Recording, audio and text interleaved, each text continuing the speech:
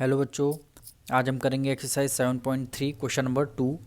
AD is an altitude of isosceles triangle ABC in which AB equal to AC show that AD bisect BC। क्या कह रहा है? AD आपका altitude है of isosceles triangle ABC, यानी ABC is an isosceles triangle और isosceles triangle में two sides हमेशा इक्वल होती हैं, यानी AB इक्वल हो जाएगी किसके? AC के, यानी दो साइड्स आपस में क्या है? इक्वल हैं। और ये AD क्या है? आपका एल्टीट्यूड है। एल्टीट्यूड का मतलब होता है ये एंगल 90 डिग्री का होगा तो ये वाला भी एंगल 90 डिग्री का होगा। दोनों एंगल आपके 90 डिग्री के होते हैं। उसके बाद आपको AD बाइसेक्ट BC, यानी AD जो है बाइसेक्ट कर रहा है BC को, यानी बाइसेक्ट का मतलब होता है दोनों पार्ट हाफ हाफ पार्ट में डिवाइड हो रहे हैं, यानी BD इक्वल टू DC आपको ये शो करना है।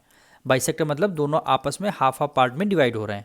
तो सबसे पहले BD इक्वल टू DC करने के लिए क्या करेंगे? आप दोनों ट्रायंगल को आप कॉन्ग्रुएंट प्रूव करेंगे। जब कॉन्ग्रुएंट प्रूफ हो जाएंगे तो DB इक्वल टू DC हो जाएगा बाय CPCT रूल से। तो सबसे पहले यहाँ लिखेंगे in triangle ABD and triangle ADC, ADC हो जाएगा। पहला आप लिखेंगे इस वाले ट्रायंगल का AB एंड इस वाले ट्रायंगल की साइड AC आपको इक्वल हो जाएगी, यानी AB इक्वल हो जाएगा किसके? AB इक्वल हो जाएगा किसके? AC के। ये आपको गिवन है। उसके बाद आपकी AD क्या हो जाएगी? कॉमन हो जाएगी।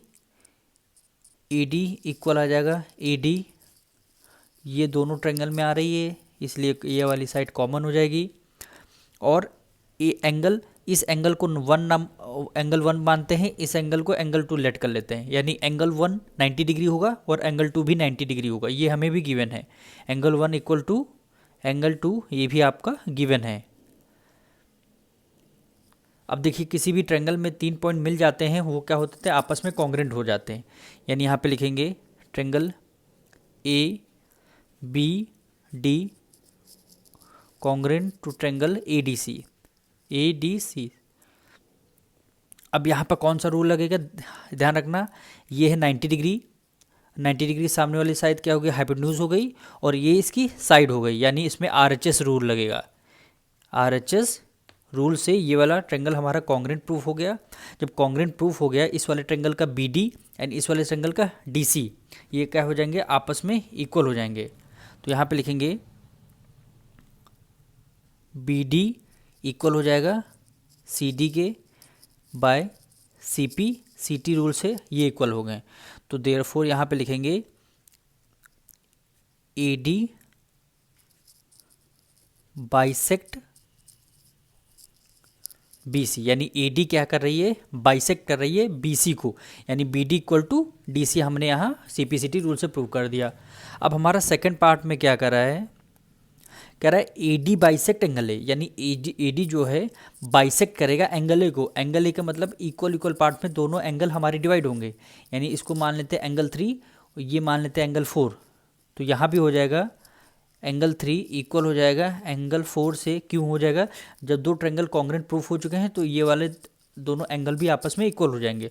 तो यहाँ पे लिखेंगे बाय CPCT रूल, यानी CPCT रूल से एंगल 3 इक्वल टू एंगल 4 हो गया।